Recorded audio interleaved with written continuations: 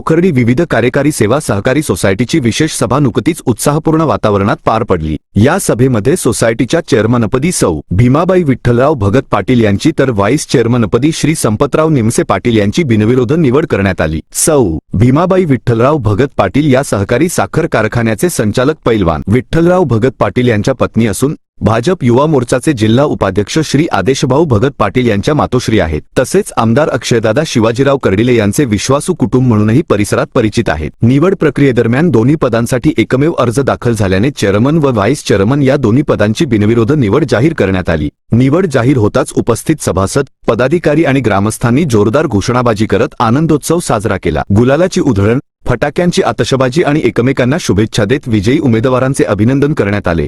यावेळी उपस्थित मान्यवरांनी नवनिर्वाचित चेअरमन आणि व्हाईस चेअरमन यांना शुभेच्छा देत सोसायटीच्या माध्यमातून शेतकरी, सभासद आणि सर्वसामान्यांच्या हिताचे निर्णय घेऊन संस्थेची प्रगती साधावी अशी अपेक्षा व्यक्त केली।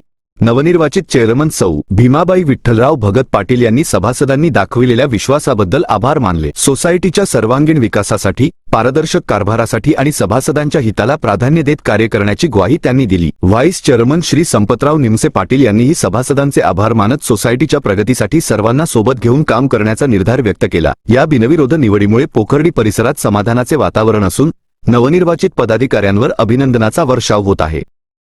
आज या ठिकाणी पोखर्डी सेवा सोसायटीच्या चेअरमनपदी आमची आई सौ भीमाबाई विठ्ठलराव भगत पाटील, त्याचप्रमाणे व्हाईस चेअरमनपदी श्री संपतराव हरिभाऊजी निमसे यांची जी निवड झाली त्याबद्दल मी चेअरमन, व्हाईस चेअरमन यांचे मनपूर्वक असे हार्दिक आभार मानतो। त्यांना पुढील भावी वाटचालीस खूप खूप शुभेच्छा देतो। त्याचप्रमाणे या ठिकाणी जो सेवा सोसायटीचा जो कारभार या ठिकाणी या भगत कुटुंबाकडे आलेला आहे, तर निश्चित स्वरूपात पदाला न्याय देण्याचा आम्ही प्रामाणिक प्रयत्न या ठिकाणी केला जाईल। तसेच या ठिकाणी आजचा विजय हा आमचे मार्गदर्शक स्वर्गीय आमदार शिवाजीराव कर्डिले साहेब यांच्या चरणी या ठिकाणी मी त्यांना अर्पण करतो। सर्वांना सोबत घेऊन या ठिकाणी निश्चित स्वरूपात भावी वाटचाल ही अतिशय उत्कृष्ट अशी असेल। निश्चित स्वरूपात या ठिकाणी सोसायटी पोखर्डी यांचा आलेख हा वरती गेलेला आपल्याला पाहायला मिळेल एवढे या निमित्ताने सांगतो। पुनश्च एकदा सर्वांनी या ठिकाणी आमच्यावरती जो विश्वास दाखवला त्या विश्वास निश्चित स्वरूपात सार्थ ठरेल असा प्रामाणिक प्रयत्न या ठिकाणी केला जाईल। पुनश्च एकदा सर्वांचे मनपूर्वक असे हार्दिक आभार मानतो, धन्यवाद देतो आणि पुढील वाटचालीत दोन्ही चेअरमनांना खूप खूप शुभेच्छा देतो। धन्यवाद। एकदम सुज्ञान आणि दूरदृष्टी ठेवलेले आपण सर्व नागरिक आहोत आणि आपण नेहमीच पावलोपावली पुढे जाण्याचा आणि सगळ्यांच्या हिताचा निर्णय या ठिकाणी आपण करत आहोत आणि केला आहे। या अनुषंगानं आपल्या या पोखर्डी सेवा सोसायटीचे चौथे चेअरमनपदी आपल्या गावातील ज्येष्ठ नागरिक पैलवान विठ्ठलराव भगत यांच्या सुविध पत्नी भीमाताई भगत यांची बिनविरोध निवड झालेली आहे।